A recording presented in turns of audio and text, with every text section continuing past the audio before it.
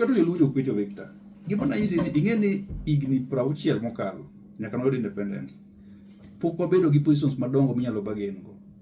Kendo nitie jok wacho ni wan magi waziri 2 to waziri 2 gin waziri mage, kech inyalo bedo gi waziri kata beach to in gi mar water, in gi mar sport, in gi mar culture, in gi waziri mok nyaka kata mana kelo anything. Tingeni kawuono wajumbe te manyo dina kanye committee mar budget tadhi round.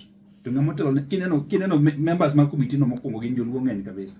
Nyaneno Ruth Odinga, nyaneno David Ochieng, nyaneno MP moro be nitie manyaneno ma jaluo. So yudo ka joluo nitie, ngene chairman ibe jaluo. So nyiso ni kindiko budget to 90% of the committee members mar committee mar budget gin joluo.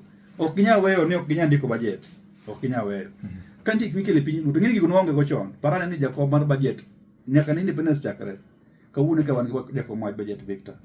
Nyaka ne wayudo uhuru kawuono ka wan gi minister mar finance. Wasebedo gi ministers mang'eny. To ere kaka gikonyo nikech gionge gi teko. E sirikand uhuru manyo kadho cha, nye wan gi Rafael Tuju kaka minister. To nitie luonge ni minister without portfolio. Dholuo luongo ni minister mofise en mana mtoke gi bandera.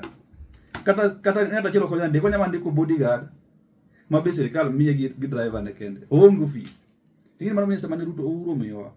Nyiso ni Tuju nok nyala sign kata pes madho chai kamoro nikech oonge office, en minister without portfolio. Gimoko mano omiyowa matin. To gioge nok nyal konyo nikech kaka ne ginyalo konyo ne gionge gi that authority. Donge bedo gi kanye me oneno ka dho paya ma Kisumu cha noger nigere nyaka mili dho Kisumu kanyo. Ne waneno kanyo ka tije moko ne tiyore nyaka Mbita. Koswe cha noger. But Victor, ngini mana after 10 years ma Uhuru kadhi dala. Actually kik wan gik Uhuru kele piny luo for 10 years. Gik ma Ruto sekele piny luo for 3 years.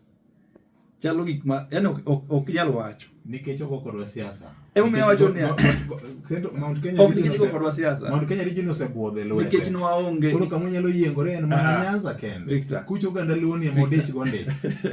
Mane mbaka mane diri mar wach. Mane mbaka bajo bako go center kama do chai.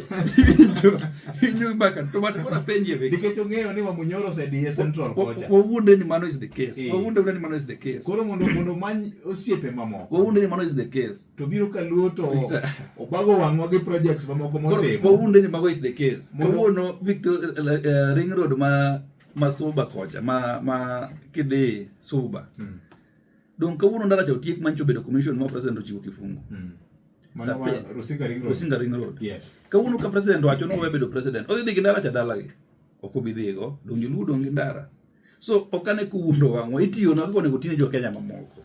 So tengine ja thurwa to bede center. Ofwenyo nade ni wadwaro gana. Donge osebedo Kenya na sirikal nyaka yiere kaka mjumbe obedo nyaka jatend migawo mar pur. No but ndalo mane jatend migawo mar pur anyalo paro.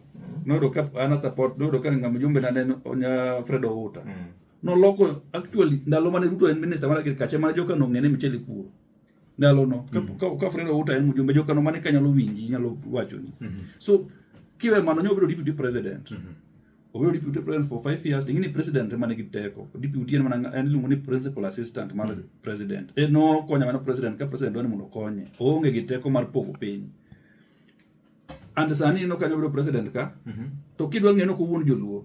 Sama no joluo pod ng'anyo mane pod wago koke ndara. Dong no kawo PS mar interior miyo wako oganda luo. Dong den no ko wuondo wa. Den wacho ni oseyier. Dong machel no siep ne magigo lweny mar manyo piny. No bato jaluo. Yes.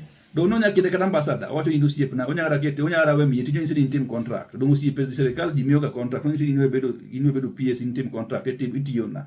Dong omiye position jamono kony go joluo. To miye seche ma joluo pod ng'anyo. Seche go otimo promotion no gola the late nyasa omedo keto junika mokwe. Mobedo the first CDF e piny luo. Seche go omiyo owalo gi PSS mamoko. And kirwa ng'eni no ero piny luo. Seche ma pod dhano ng'anyo no. The first cabinet meeting mare ema no approve the establishment mar Kabonyo Kanyagwal project. And kuga oke state house, kuga ka ching swearing ng'in mudhi state house. Kama kungo bire ka joluo te otamore manya paro ka wan manwadhi ni wathis malich. Makoro jon moko nuwa bede line no mos president kech ni waonge odhi ongo be.